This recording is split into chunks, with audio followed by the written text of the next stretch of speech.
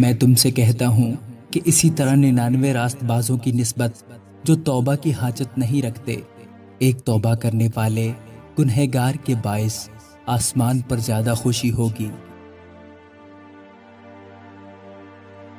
خداوند کے زندہ اور پاک کلام میں سے لوکا کی انجیل اس کا 15واں باب۔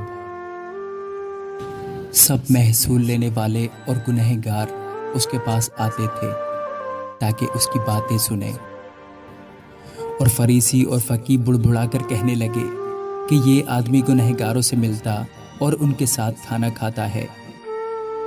اس نے ان سے یہ تمثیل کہی کہ تم میں کون ایسا آدمی ہے جس کے پاس 100 بھیڑیں ہوں اور ان میں سے ایک کھو جائے تو 99 کو بیابان میں چھوڑ کر اس کھوئی ہوئی کو جب تک مل نہ جائے ڈھونڈتا نہ رہے؟ پھر جب مل جاتی ہے تو وہ خوش ہو کر اسے کندھے پر اٹھا لیتا ہے اور گھر پہنچ کر دوستوں اور پڑوسیوں کو بلاتا اور کہتا ہے میرے ساتھ خوشی کرو کیونکہ میری کھوئی ہوئی بھیڑ مل گئی۔ میں تم سے کہتا ہوں کہ اسی طرح 99 راست بازوں کی نسبت جو توبہ کی حاجت نہیں رکھتے، ایک توبہ کرنے والے گنہگار کے باعث آسمان پر زیادہ خوشی ہوگی۔ یا کون ایسی عورت ہے جس کے پاس 10 دھرم ہوں اور ایک کھو جائے تو وہ چراغ جلا کر گھر میں جھاڑو نہ دے اور جب تک مل نہ جائے کوشش سے ڈھونڈتی نہ رہے؟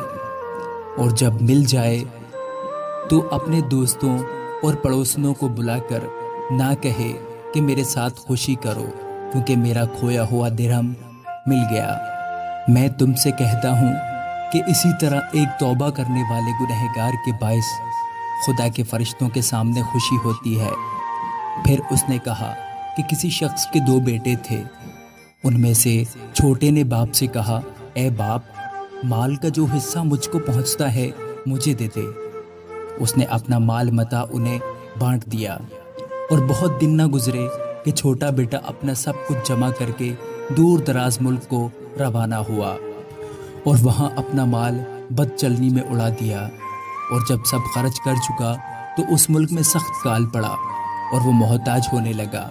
پھر اس ملک کے ایک باشندے کے ہاں جا پڑا۔ اس نے اس کو اپنے کھیتوں میں سور چرانے بھیجا، اور اسے آرزو تھی کہ جو پھلیاں سور کھاتے تھے انہی سے اپنا پیٹ بھرے، مگر کوئی اسے نہ دیتا تھا۔ پھر اس نے ہوش میں آ کر کہا، میرے باپ کے بہت سے مزدور کو افراط سے روٹی ملتی ہے اور میں یہاں بھوکا مر رہا ہوں۔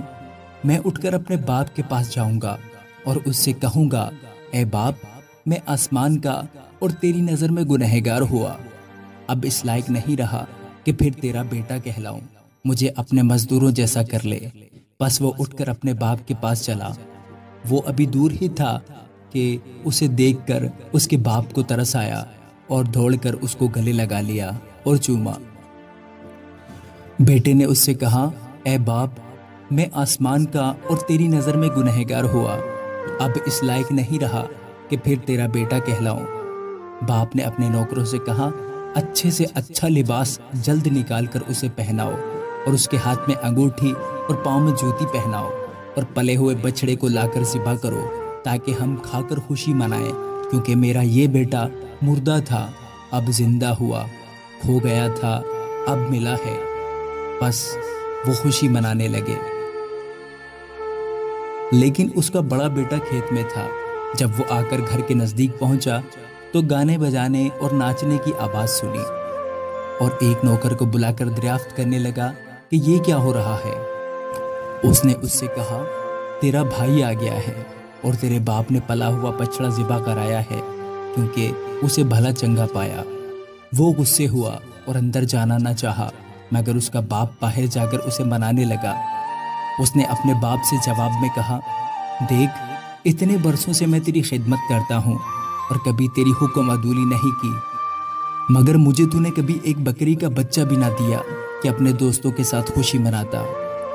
لیکن جب تیرا یہ بیٹا آیا جس نے تیرا مال متاع کسبیوں میں اڑا دیا تو اس کے لیے تو نے پلا ہوا بچڑا ذبح کرایا۔ اس نے اس سے کہا، بیٹا، تو ہمیشہ میرے پاس ہے اور جو کچھ میرا ہے وہ تیرا ہی ہے، لیکن خوشی منانا اور شادمان ہونا مناسب تھا کیونکہ تیرا یہ بھائی مردہ تھا اب زندہ ہوا، کھویا ہوا تھا اب ملا ہے۔ آمین۔